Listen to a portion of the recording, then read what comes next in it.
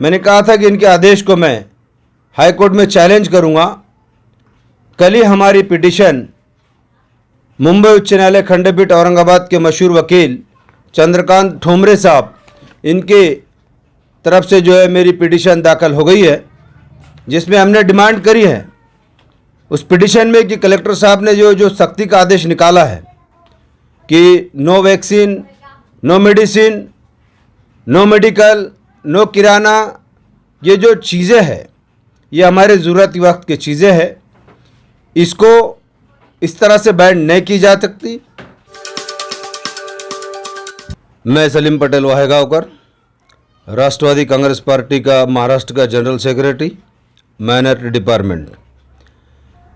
पिछले समय मैंने कहा था कि no vaccine, no petrol, no vaccine, no gas, ऐसा जो एक कलेक्टर साहब की ओर से जो मुहिम चलाई जा रही थी, इसके बाद अनेक उन्होंने 4-5 एक आदेश निकाले हैं, जिसमें मेडिसिन, दवाइयाँ, किराना, बहुत सारी चीज़ों पर उन्होंने एक सख्ती वाला एक जो आदेश पारित किया है, जो ज़रूरत वक्त है, अति आवश्यक सेवा में आती है, जिसमें राशन की दुकानें हैं और सारी चीज़ें हैं। मैंने कहा था कि इनके आदेश को मैं हाई कोर्ट में चैलेंज करूंगा।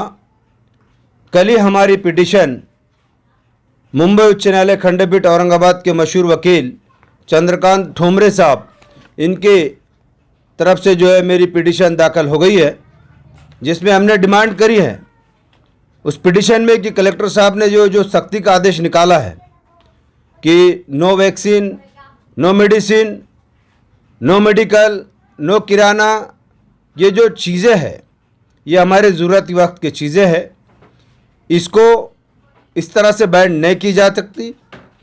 वैक्सीनेशन के ख़िलाफ़ हम नहीं हैं।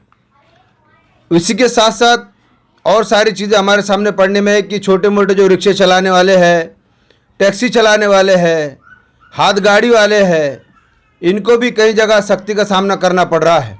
ये सरासर गलत है। आप पहले वैक्सीन के बारे में जन जागृति पैदा करें।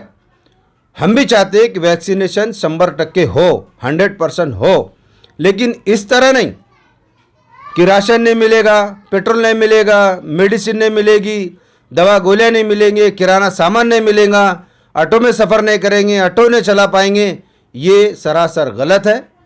इस तरह से लोग भयभीत हो रहे हैं, लोगों में एक डर पैदा हो रहा है। अल्लाह ना करे इनके ऐसे जो दहशत वाराना जो आदेश निकल रहे हैं कि राशन नहीं मिलेगा, एक आधा गरीब अगर दहशत के मारे अगर मर जावे कि अगर मेरे पास वैक्सीन ना हो तो मुझे राशन नहीं मिलेगा, तो इसका जिम्मेदार कौन रहेगा? एक आधा ड्राइवर जिसकी जो चलाने की ऊपर ही सारा परिवार है, वो किसी कारण नहीं लेना चाह रहा वैक्सीन, तो वो रिक्शा नहीं चला पाएगा, उसके घर में लोग भूखे रह जाएंगे, इसका जिम्मेदार कौन रहेगा? ये सारी चीज़ों को लेकर मैं डायरेक्ट हाई कोर्ट में गया हूं। मेरी पिटीशन कल एडमिट हो गई है, बाकी निर्णय चंद सामने आएगा।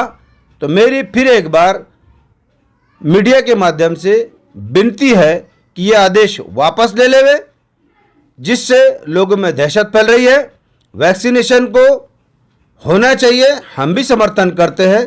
इसी के साथ साथ अनेक गोदी प्रिंट मीडिया, कुछ प्रेस इस बात को लेकर मुहिम चला रहे कि मुस्लिम एरिया में वैक्सीनेशन नहीं हो रहा, लेकिन आपको मालूम होगा कि गुज़िश्ता रोज़ मैं जिस बस्ती में रहता हूं, किराड़पुरे में, दिगर मोहल्ले में, मुसलमानों ने मस्जिदों में वैक्सीनेशन का कैंप लगाकर वैक्सीन लिए है। ये मुबारक बात है उन बच्चों के लिए, यंग जनरेशन के लिए जो मुहिम चला रहे हैं।